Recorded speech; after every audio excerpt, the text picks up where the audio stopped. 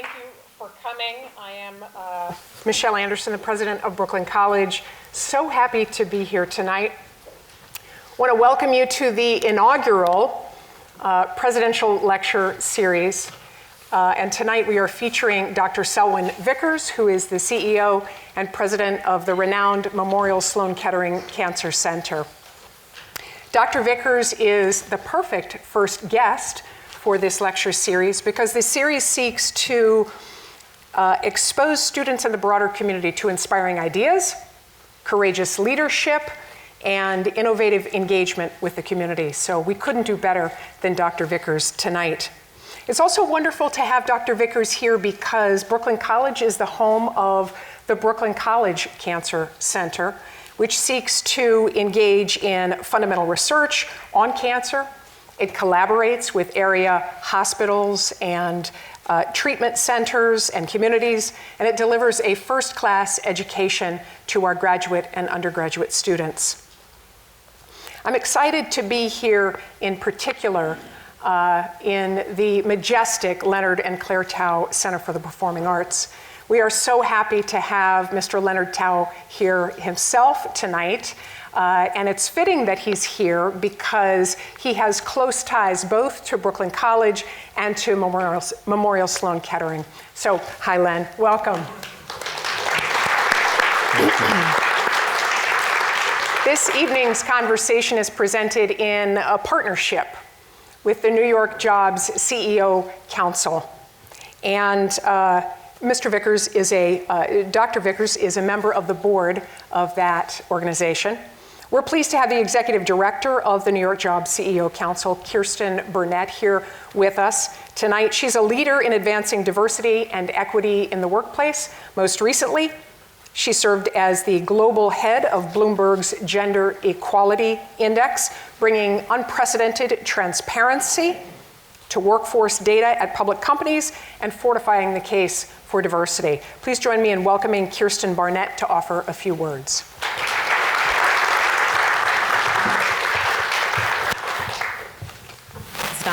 Is this on? Yes. Thank you, Michelle. Thank you for giving us the opportunity to launch our series here.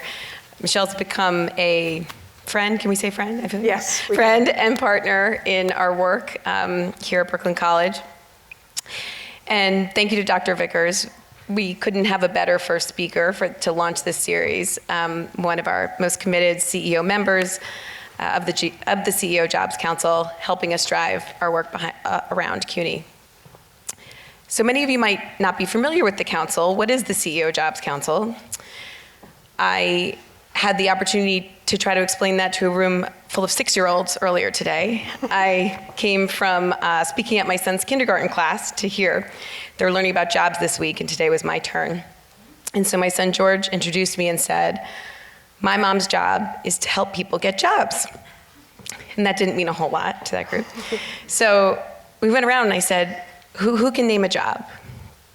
Doctor, nurse, ambulance driver, teacher, YouTuber, that was one.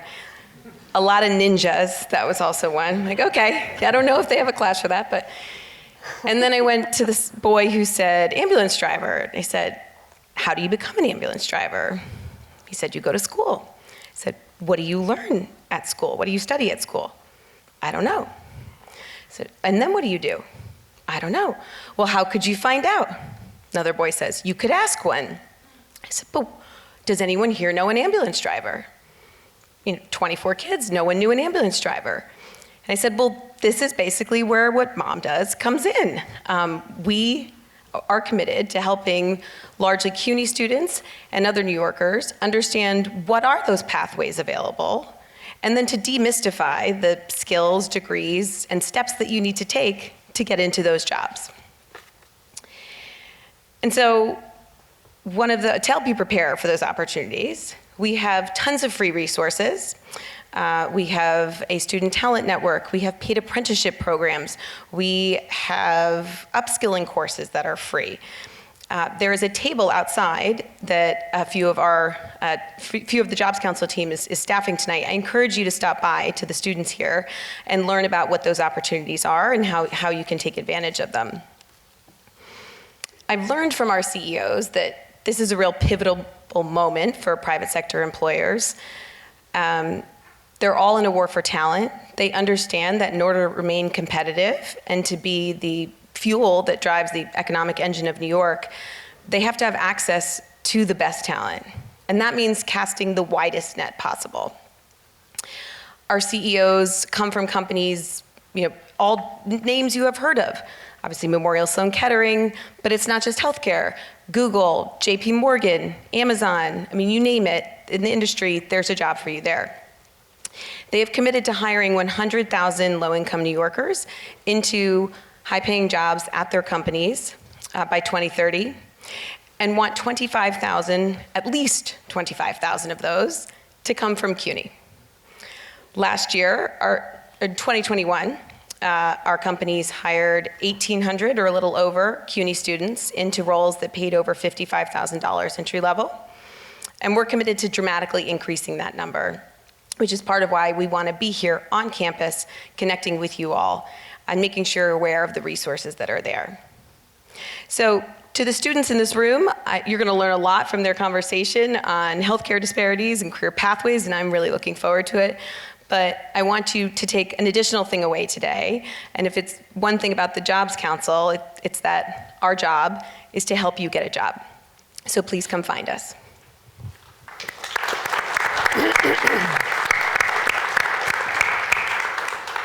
So I have the great honor of introducing Dr. Selwyn Vickers to you. In addition to being the CEO and president of Memorial Sloan Kettering Cancer Center, he is also an internationally recognized pancreatic cancer surgeon, a pancreatic cancer researcher, and a pioneer in health disparities research. He's a member of the National Academy of Medicine and the immediate past president of the American Surgical Association. Dr. Vickers, it's such an honor to have you here.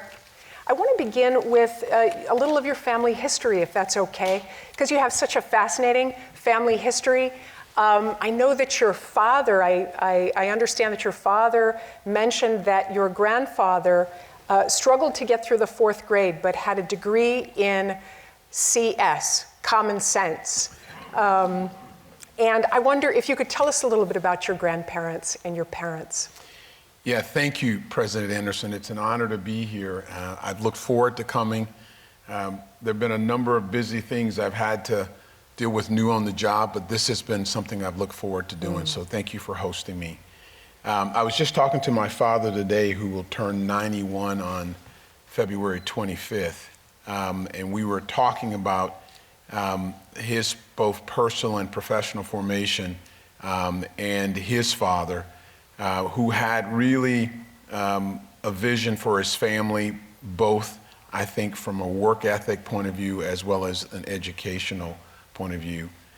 And my grandfather, who became very close to me as I grew up and drove back to school, I'd always make sure I'd go back and spend an hour or two.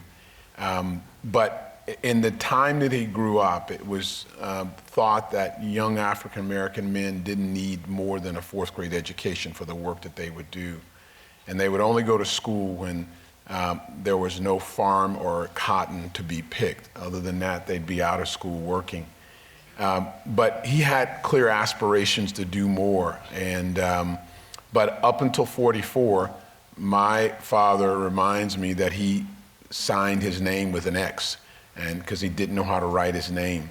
And eventually, by the time he was in his late 40s, he had gone back to teach himself how to write and read. He went on further to become a Baptist minister and the mayor of his town. So he had tremendous leadership traits. He became close to me, and certainly as a person of faith, taught me a lot of things about resilience and grit, and taught me about the challenges that he went through to raise 13 children, 11 boys and 2 girls, and give them all a chance to go to college.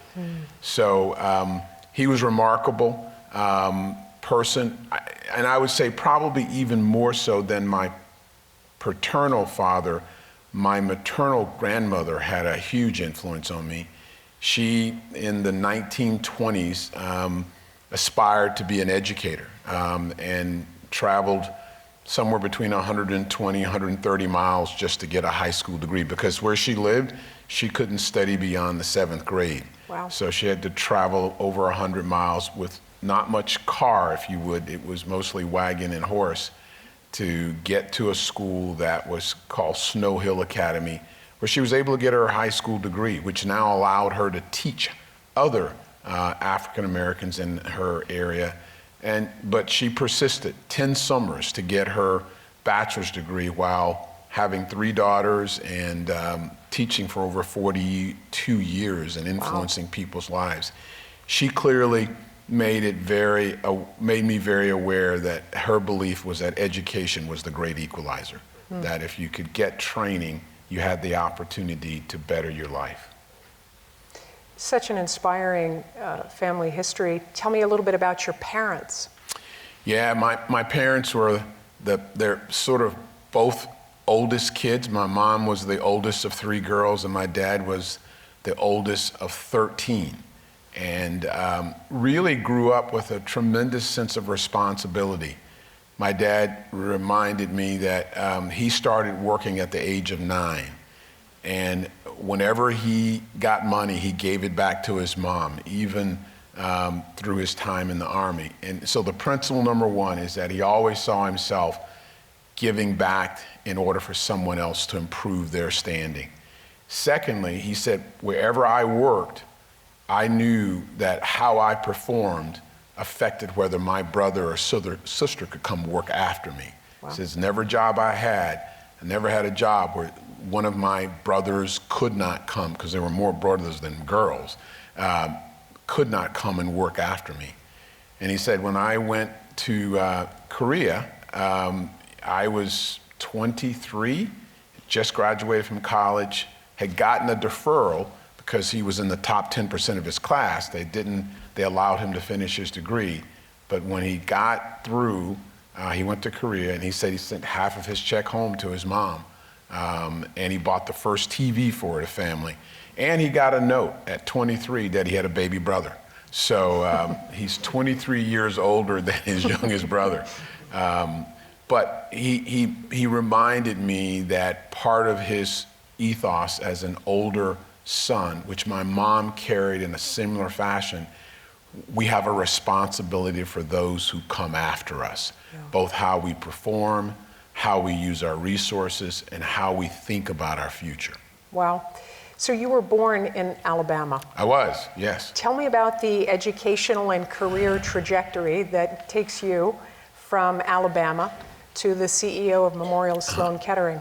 Yeah, so I was born in a fairly rural part of the state that is an area in Alabama called the Black Belt. And if you took these 18 counties out of Alabama, almost about 67 counties, if you took these 18 counties out of Alabama, Alabama would rank in the top 5 of every socioeconomic category in the country. So it's a very poor area.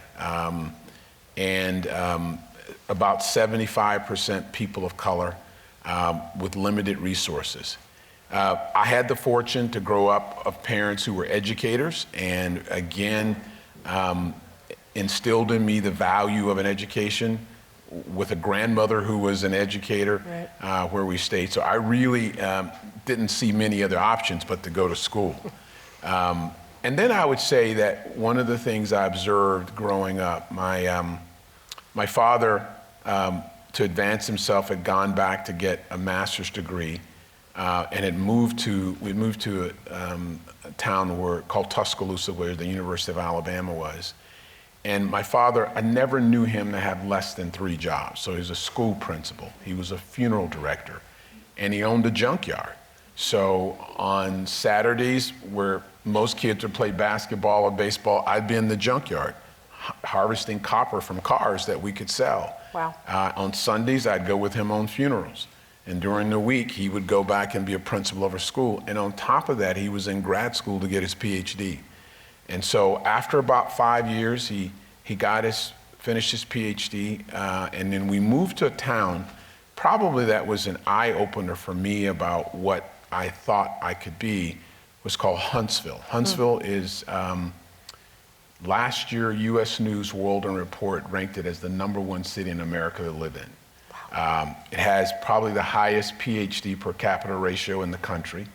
It's the home of one of NASA's 3 space centers. It's the home of the Marshall Space Flight Center. And I grew up on a street that was diverse. Japanese engineer, German engineer, 3 white engineers, 5 black families. 4 of the black families had PhDs in their families. So it was a very unique place in the 70s to have both that diversity, have exposure from people around the world, and gave me a perspective that I could potentially do some other things and go other places. Fortunately, my father's younger brother was a physician, and it was a chance for me to really touch somebody who actually was a doctor. I could aspire to be a teacher, because I saw that. Right. I didn't really know that I had the ability to be a doctor until I met my uncle. And it really gave me some insight to what I could do. I remember to this day, he took me to the hospital and I'm 15. He meets this man in the bed who's just recovering from surgery. Mind you, my uncle is a family practitioner, he's not a surgeon. But this man is in tears because my uncle saw him in his clinic. He'd been back and forth to multiple places, diagnosed a murmur. He had an aortic stenosis murmur, and got him to a surgeon to get an aortic valve because he couldn't walk more than a block. And he was so thankful. I knew then that if I had any chance, I wanted to be a doctor. And then the other factors were my uncle had a Porsche, and all of the girls called him. He was single. I said, that's what I want to do. You can do those things. You can help people and then have a nice car, and everybody, all the girls call you medicine. But for a 15-year-old, that was it. That was important. Yes. Today, you have a spouse and 4 kids. I do. Tell me, I always ask folks about this. How do you balance work life and family life over time? You know, it's not been easy. I would say I have a good friend of mine who we sort of get together weekly to sort of go over our week and encourage one another. We met, our daughters were the same age, they invited us to speak at their school, and they asked us about what things really matter in your life. And hands down, we both said independently, one of the most important decisions that you will make in your life is who you choose to be your partner. That's right. And I said that who you choose to be your partner may not necessarily affect your trajectory, but it will determine your ceiling. It will often dictate how far you can go and what you can do. So my wife is a dancer by training. She has a master's in fine arts and ballet, and she's complementary to me. We're different personalities, and we never dated in the same city. We dated long distance for 2 years when I was in Baltimore at Johns Hopkins. She was in North Carolina. So our first year of marriage was dating, and it was hard. But one of the things that I realized and thought she could do is not necessarily have to run and manage life with me around every second. So that time period when we married, I had a couple of years where I had a quieter life where I did research, but when I started back to my clinical training, I worked 120 hours a week. So I would be home 3 out of the 7 nights I'd be home. The other 4 nights I'd be in the hospital. And then, you know, we lived in a Section 8 house. So I couldn't afford a regular home. I had to get an additional loan from the city to help pay for the house where we lived. And, you know, I'm in the ER seeing a gunshot wound that I'm getting ready to take to surgery, and my wife calls me, somebody's breaking into your car. And I said, call the police. So the police come, I have a daughter she's 6 months pregnant. Wow. The police come and they find the window broken in my car and they talk to her. And the partner comes out and says, I think we got the guy, he's couple of blocks away, and my wife's in a robe. I said, can you go with us? She says, no, I got a 1-year-old in the house, and I'm in a robe. Don't worry about that. My partner will stay in the house. Just get in the car. So they go around and find the guy who claimed his grandmother gave him my cables and my radio out of the car. And so that's what she lived, and she was willing to live. And then one morning we wake up, some guy in a suit knocks on our door and said, did you know somebody got shot on your doorstep? No, we didn't hear it. Both of our neighbors were robbed at gunpoint taking their groceries in.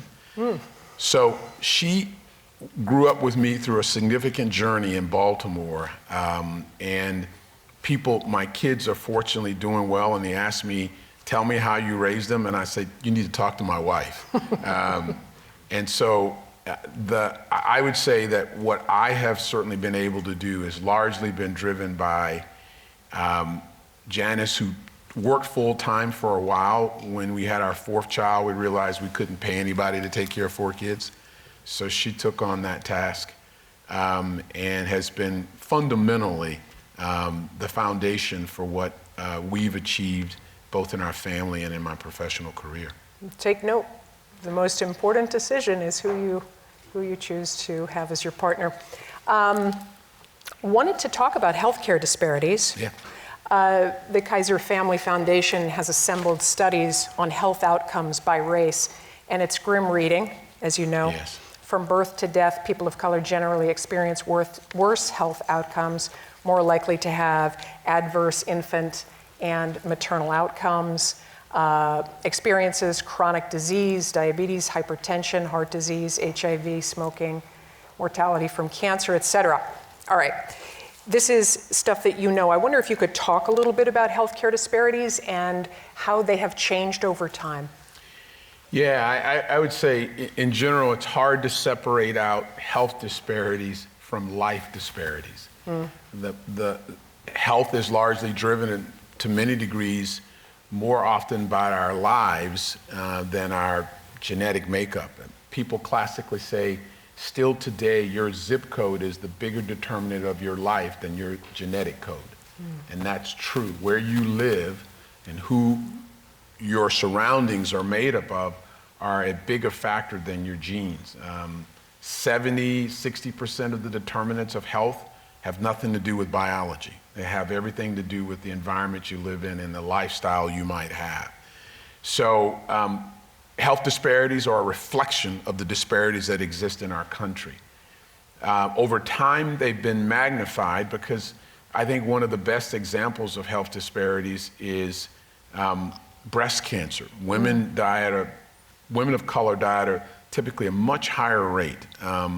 In large part, their cancers are often discovered later, and they sometimes can be more aggressive. But prior to the 1960s and early 70s, there were no disparities between women of color and Anglo women. They were the same, and you say, well, then what changed? What changed is mammography. So when you could get a mammogram, it was both new, it was expensive, and it was not available broadly. So those people who had resources and who had access got mammograms, got their cancers diagnosed earlier, got to live longer. Those people who didn't have access, don't have resources, didn't get mammograms. And so they created the disparities that exist because as technology evolves, the life disparities that are pervasive, not just in the health, but in everything else, affect what access people have. So it is unfortunately a reflection of the challenges that we have in the bigger societal issues that clearly spill over to health. The bigger challenge is that as this technology evolves, as advancements occur, the principle that I shared about mammography is that those who have resources, those who have access, and those who have privilege are the ones who get the care. And as we advance our care systems even further, those principles still hold true, is that those who don't have access, who don't have the resources, and don't have the privileges don't get access to the care. And consequently, you perpetuate the disparities. Yeah.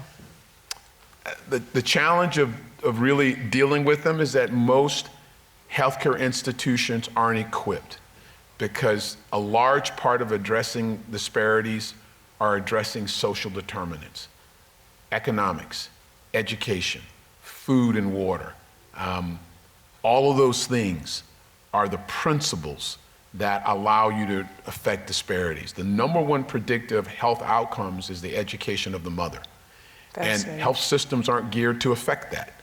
And so part of the struggle is really nibbling around the edges of what the problem is, because all that we can do is deliver the care, but we certainly can partner with trusted communities, trusted organizations in order to improve the status. And the COVID-19 pandemic has only exacerbated. It's like pouring gasoline on a smoldering fire. It highlighted the existing smoldering problem of disparities and the weaknesses and the flaws in our systems. And it really put a spotlight on individuals who happen to have the inability to not be an essential worker. So you had to go to work, you couldn't work remotely. You had to travel by public transportation. You lived in high density housing, and you happened to be living with a chronic disease. Those mostly were people of color, and they suffered greatly. And so it's what you would expect when you really impose a crisis on a flawed system. You don't expect it to stand and withstand it. You expect it to break, and it did. And so you had people of color, probably being the most significant were Native Americans. They suffered greatly in unprecedented numbers, but almost everyone else too who fit into that category of a person of color had inordinate death rates compared to their peers. You know, we've seen a rise in skepticism about science related to the vaccine to COVID-19. At the same time, over the past few years, we've seen a rise in political pundits who deny facts and truth. And this is obviously two very dangerous things for our democracy and for the health of our community. I wonder, what can we do to instill confidence in science and a commitment to truth? Yeah, I think it was perplexing, because before I came to New York, I was in a state where, at a large academic medical center that regularly, did heart transplants, kidney transplants, took care of patients with cancer. And we were very much purveyors of truth and builders of trust, because we could have people, a 38-year-old woman walk in, get a mammogram, feels normal, has a 1 centimeter cancer. She can't feel it, she can't see it, and we tell her she has a tumor, and she has a choice. She has a choice to say, yeah, I've read on the internet that mammograms cause cancer, so I'm not gonna listen to you, and I'm just gonna walk out because I don't believe I need an operation. Or she can accept the fact that even though she can't feel it and she can't see it, that she trusts us that she has a cancer and get her operation. And that's a choice of life or death. Or we can have a 40 or 58-year-old man come into the ER with some heartburn. He's feeling a little better after some Maalox. We get his blood back and we tell him he's having a heart attack. He has a right to say, I don't believe you. I don't trust any blood draws. I'm going home. I don't believe there's anything wrong with me. And he has a right to do that, to walk out the door and fall dead on the sidewalk because his troponins were elevated and he is having a heart attack. Or he has the right to trust us, even though he feels okay, and even though he can't see the test in his blood. And so you ask the question then, why is it around the vaccine, we miss that opportunity for people to carry forward the trust that they have every day in the healthcare system. And I don't know that I have a simple solution for it. I would say that obviously, historically, we've had a few sources of truth, but today there are so many sources of people perceive of what is true. Secondly, I think the fringe of our world has been made normal, made acceptable, and not questioned. We've questioned principles that we thought were true all along, but people today could say in the current environment that the earth is flat, and you would have a group of people believing that that's probably true and that we've been sort of duped for the last 500 years that it's round. You'd have some people who would say they've read an article that we never went to the moon, but they went to a desert platform in Arizona and filmed it. And you'd have some people believing that that probably was true. Yeah. So it's a peculiar time that we often don't have a single source that we believe in. I would say in the healthcare arena, the advancement of the vaccine was quite remarkable. The shortest time period that we developed a vaccine prior to the vaccine for COVID was about 4.5 years from mumps. And we still don't have an HIV vaccine, but we developed a vaccine in probably less than 8 months, which was remarkable. And it spoke to the next generation molecular biology that we really honed down, that's affected cancer care, that's affected so many aspects of medicine. How quickly we actually could design, with the advent of CRISPR-Cas, to design the actual identify the virus, sequence it. And in fact, this virus was, I think, December 19th, it was the WHO got a report of a patient in Wuhan, China, who had a fever of unknown origin, and they could culture nothing from it. And they sent the sample eventually to WHO by the 30th or the 20th of January. A virus was identified, and 10 days later, it was sequenced. Wow. And then after the sequence, the targets on the shell of the virus were identified because of previous understanding of SARS and MERS, that we could potentially make a vaccine from it. And mRNA technology was emerging as a really credible means to do that. Mouse models were designed and in place within a month. And so you had a proof of concept, had a vaccine produced. Smartly, business leaders convinced President Trump the best way to actually get companies to take the risk to make a vaccine was to give them each $1 billion. And they did. They all 5 companies went out and did the work to try to make a vaccine with the idea somebody would actually make a home run. And there were several who made a home run. But we didn't actually spend the same amount of time, I would say, building trust. We advanced molecular biology, but we are nowhere advanced as we need to be in building trust with our communities in order for them to continually walk through those doors and trust that we are giving them something that's valuable or conveying something that means their life, even though they can't feel it or necessarily see it. So I'm interested, Memorial Sloan Kettering Cancer Center and the Brooklyn College Cancer Center are both committed to health equity, particularly here in Brooklyn.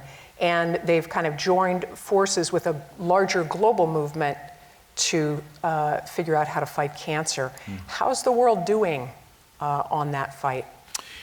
I think the next 5 to 7 years are going to be remarkable for cancer care. I think there are sort of 3 areas that are emerging to really eventually affect how we deal with the most difficult cancers and those that are even, we think, that are straightforward. I think we both in the space of cancer uniquely engage people in the face of lethal illnesses. Nobody gets a cancer and automatically thinks they're going to survive. It may be very curable, but the diagnosis doesn't convince you of that. When you get the diagnosis, what you think about is a limitation on your life, which is very different from a diagnosis of diabetes or rheumatoid arthritis or chronic kidney disease.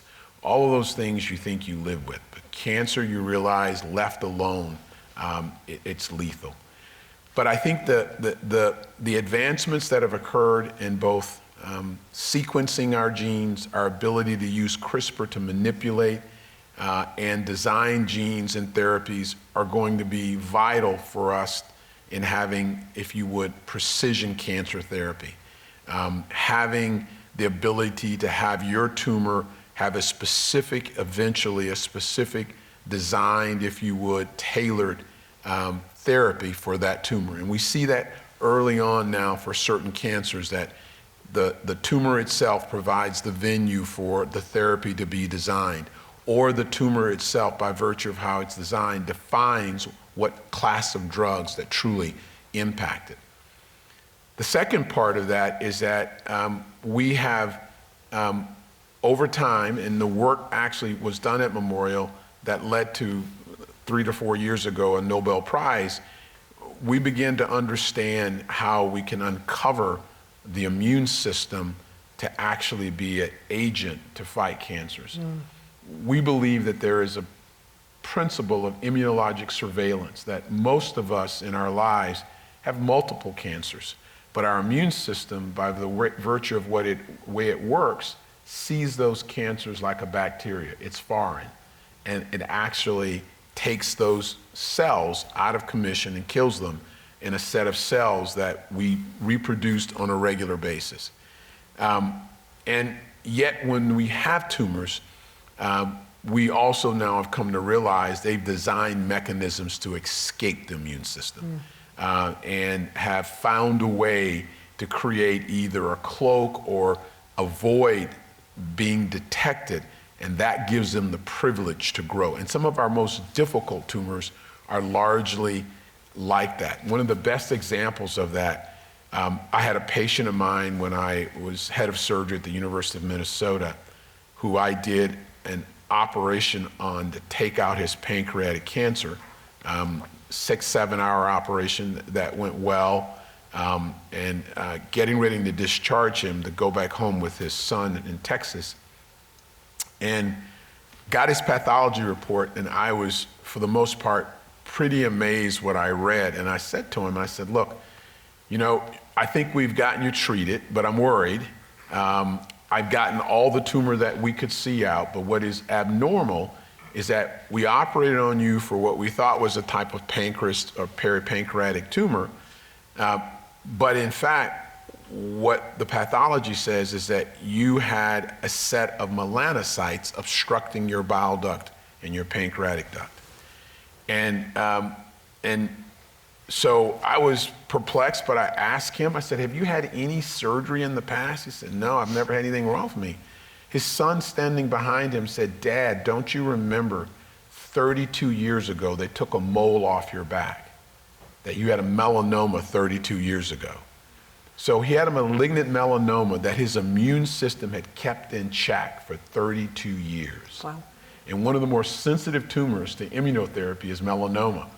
So his tumor had been in his body, but very much kept suppressed by his immune system.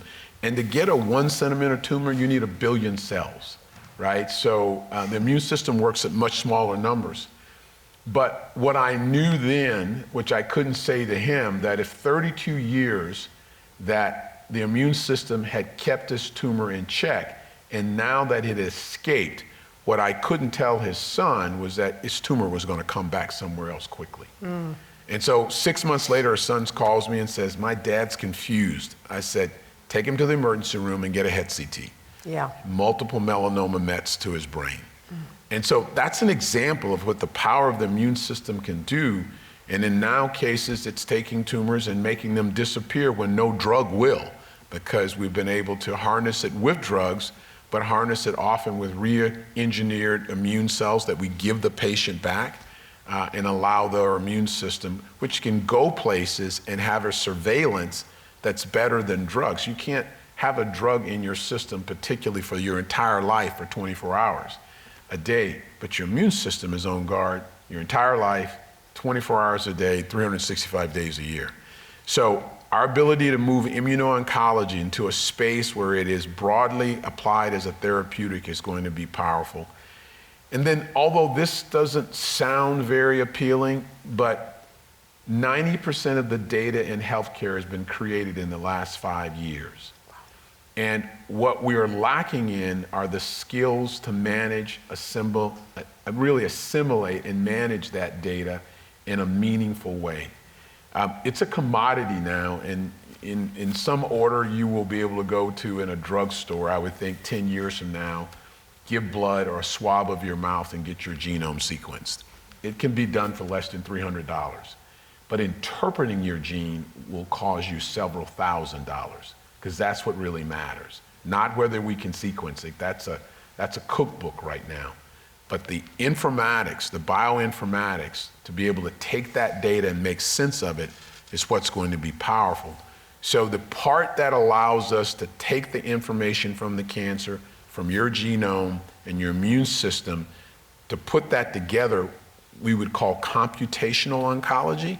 That's what's going to be most powerful, because we can't do what we would normally want to do with that data unless we have the scientists who can actually translate that data to levels of actually application and implication for the patients who have the tumors. Wow. Let's pivot for a moment. I could talk to you for a long time, but I have two questions that I want to ask you before we open it up a little bit for questions from the audience. The first is that in 2017, you and your daughter, Dr. Adrienne Vickers, wrote an article about burnout and resilience that I found so applicable to experiences today, particularly post-pandemic. There's been an enormous rise in burnout, a sense of lack of competence in one's own job, a sense of exhaustion emotionally and physically, et cetera. And the article talks about the importance of resilience. That is a learned character trait. And you talk a little bit about the mathematical definition of resilience. I wonder if you could share that with us and share with us a little bit about, because all of us need more resilience, how we could get better and learn more about instilling resilience in ourselves. Yeah, it was an opportunity because my daughter, she's a surgery intern, her journey to get there was not easy.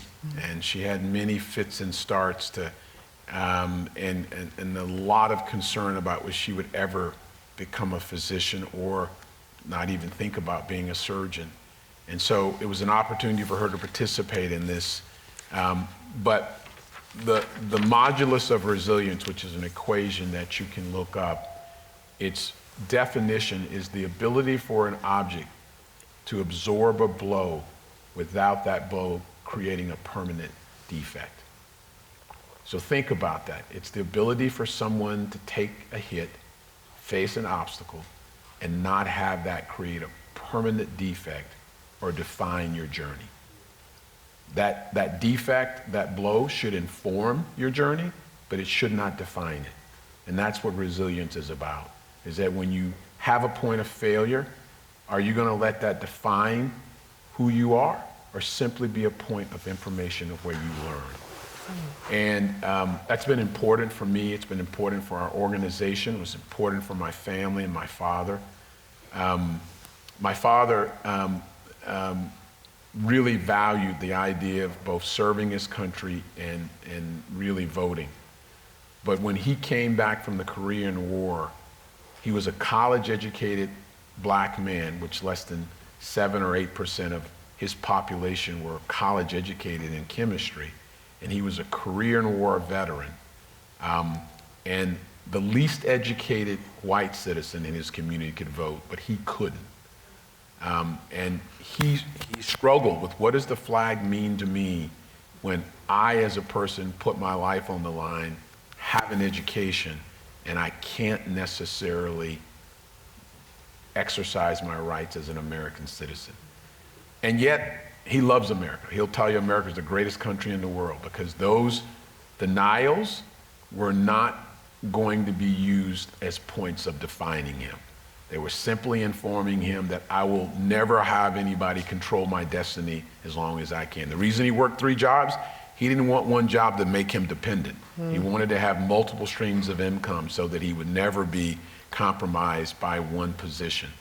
So the article really speaks to the fact that mindfulness is one aspect of dealing with burnout, and it writes about my ancestors and what they went through, and who, although the word existed, their lives defined the inability to spell the word burnout. They couldn't even conceive burnout.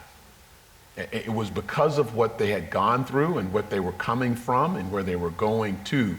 Burnout was not an option. It was in the traditional vernacular, I am no ways tired because of where I have to go. And so part of our challenge for burnout often is perspective. And that often sometimes is missing because all of us have a story of someone who made a sacrifice for you who, if they burned out, you wouldn't be here today. If they allowed burnout to define what they needed to do for you, you wouldn't be sitting here today.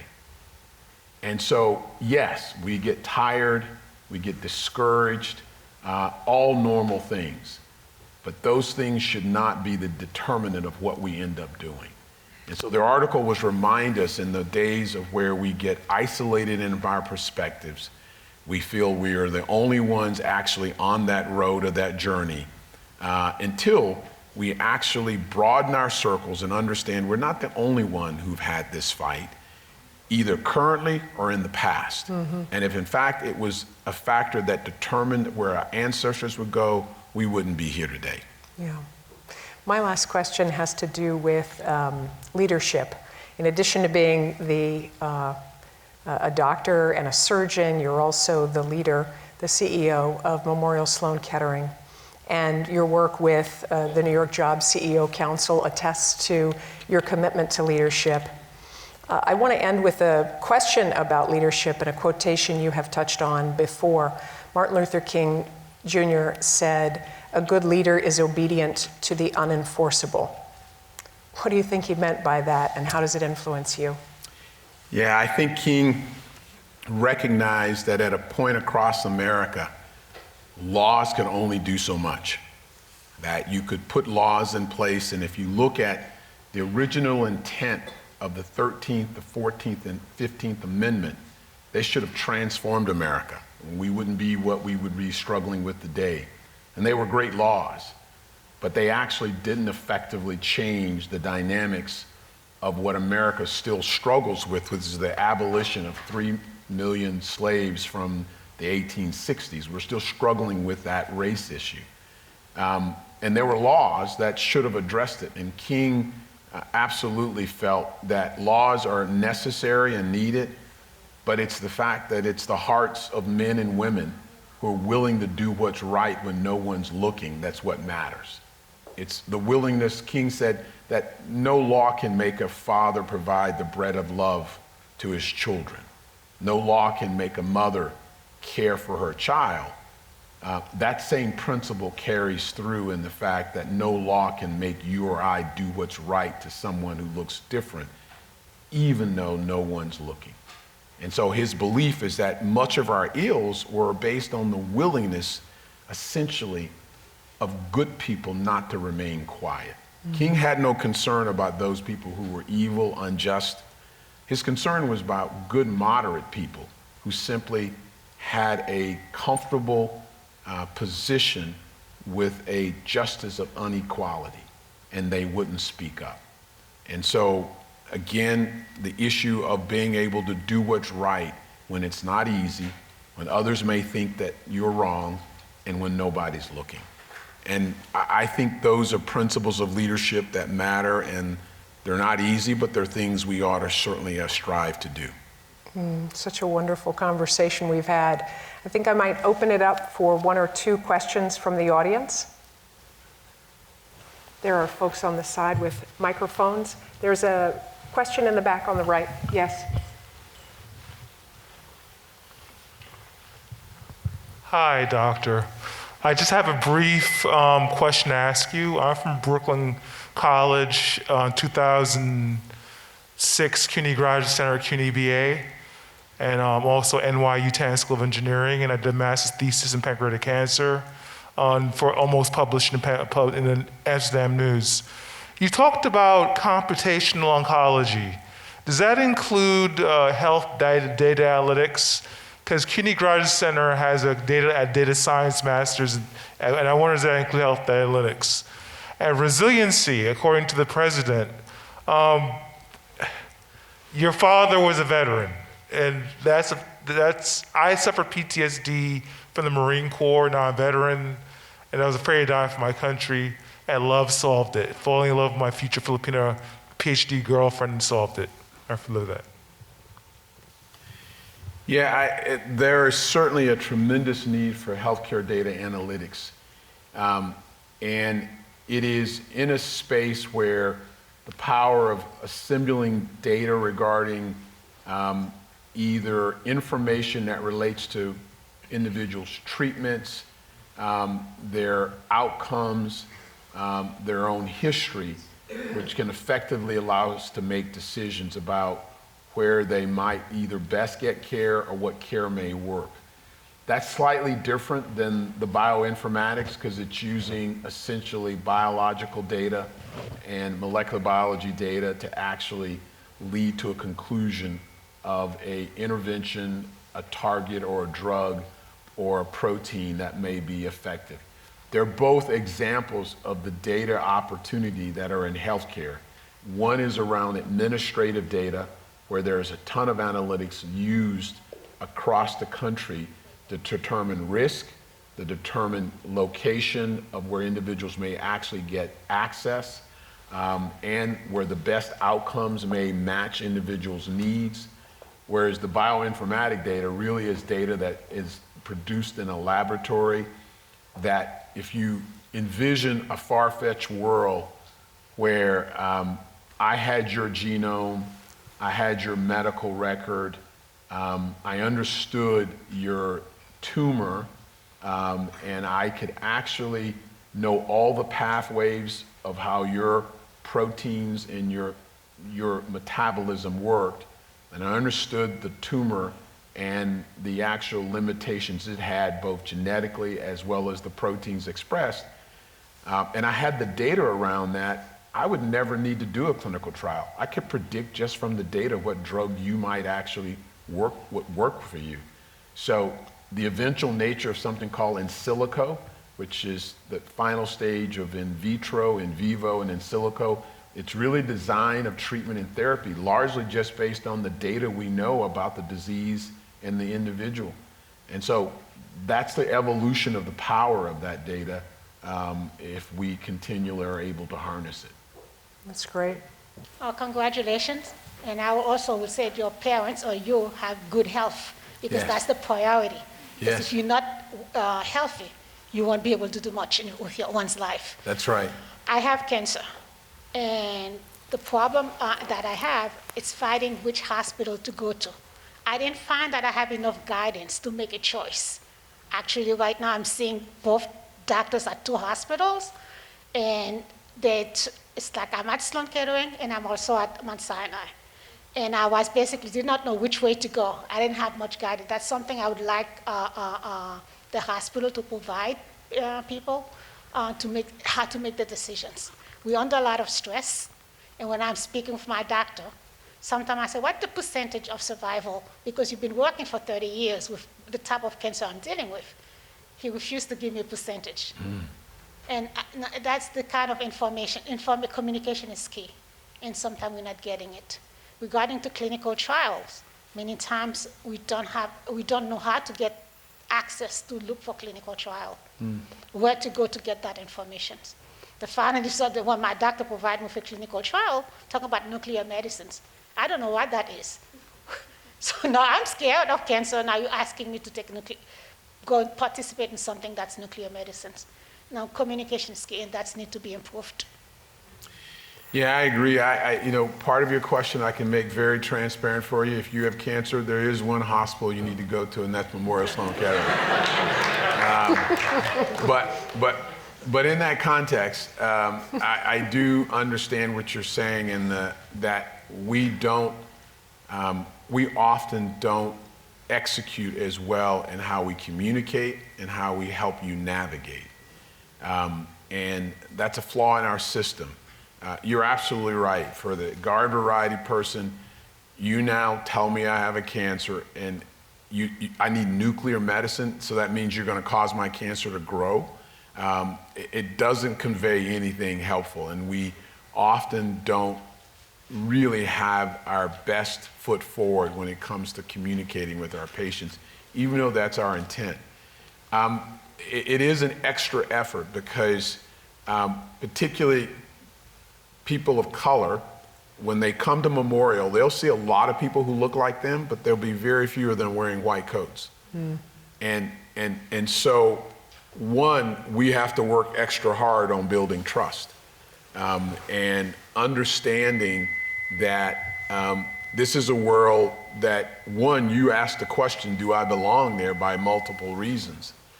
But in fact, it is also a world where we can benefit by having, as you heard me say, navigators who can help you from some trusted voice understand what's being offered and give you the ability to make sometimes hard decisions that we sometimes don't want to tell you.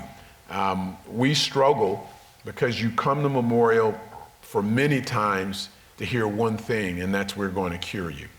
And yet, probably 40, 50% of the time, we can't do that. And we often don't do the job well enough telling you when we can't do it. And so it's hard when you ask for, tell me my percentages. It's what you want to know. And sometimes physicians find it hard to give you the facts that have some variability, but there's enough information for you to know the truth and make decisions on. So yes, those are areas of things we need to improve upon. Fundamentally, Memorial is the best cancer hospital in the world. That's where you should come. Last, yes, we'll pick that up after the event. We're almost closing. I just want to allow a student perhaps to ask a question, and then we'll close out the event there. Thank you. Hi, Dr. Vickers. My name is Afruja Had. I'm a PhD student in the labs of Dr. Maria Cantel here Just at a Brooklyn little College. louder. Oh, sorry. I'm a PhD student here at Brooklyn College in the lab of Dr. Maria Cantel, and I also work at Memorial Sloan Kettering in the lab of Dr. Jason Lewis. And I thank you for the amazing talk. I wanted to ask, I know you spoke about like the tremendous research output from places like Memorial Sloan and other hospitals and research centers on like the immuno-oncology that you mentioned, CAR T-cell therapy, antibody therapy, and things like that. But based off of your thoughts on like health disparities, despite that these are the places that output the research, it's the companies that are ultimately developing and putting a price tag on these treatment options. So how can we, what are your thoughts on how we can make these type of treatment options that are so targeted and so like, kind of like a miracle, they work so well, how can we make them accessible to patients in communities of color? Yeah, I think you highlight probably maybe the greatest challenge to American healthcare is our cost. And no field in the world grows by 10% a year except the cost in healthcare. People forget that the major driver of the Affordable Care Act was to bend the cost curve because no country in the world spends 20% of its entire GDP on healthcare. Nobody's close to that. And so it's not only because I think we have the best healthcare by some standards, and by some standards we don't, we certainly have the most expensive healthcare. And I think it's going to be societal, and it's going to be to some degree the federal government really demanding price control and reasonable expectation on return. No doubt the standard line you hear from a time that a drug is discovered and now moves toward preclinical treatment to eventually clinical trial and approval, 7 to 10 years, and it's $1 billion. And there's probably significant truth in that. But those companies make those dollars back year over year, and there is no culture of enough, right? So having a drug like probably one of the early drugs that was really transformative was Harvoni for treating hepatitis C, or Avastin, for example, for treating metastatic colon cancer back when it came out. And so the challenge of that is it's really a bit of a two-edged sword. I had a very close colleague whose wife was 38 who had advanced colon cancer, and Avastin was giving people sometimes 2 to 3 years longer. Some people, their tumors are going away. But it was $8,000 a dose. And the NHS, which gives care to everybody for free, there are very few disparities because everybody has access to care, says if I buy that drug for one person, I got to buy it for 70 million people. So we're not buying it. Ooh. So she couldn't get it. So it's this balance of, okay, I want everybody to have treatment, which means you do now have access, but then you have to make decisions on what treatment you will give because you can't afford to have it for everybody. So the NHS is not a perfect example, nor is ours. I do think that the emerging world of both cancer therapy that you've talked about that will have significant impact on broad lives will force us to often think about where the cost lies. And then probably the other parallel thing that's occurring that's going to be large in numbers and pervasive in its need is drugs for memory disorders. 500,000 people a year are developing memory loss. And if you make the drug treatment $100,000 per patient per year, guess who gets it? Just the few who are fortunate and wealthy. So companies have already decided they're going to scale back the cost of those drugs because there are so many people who will need it.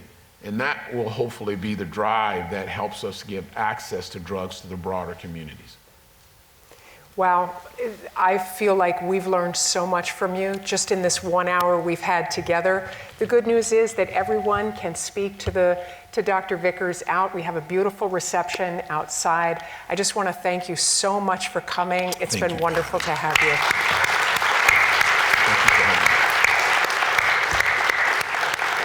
Thank you. This is great. This is great.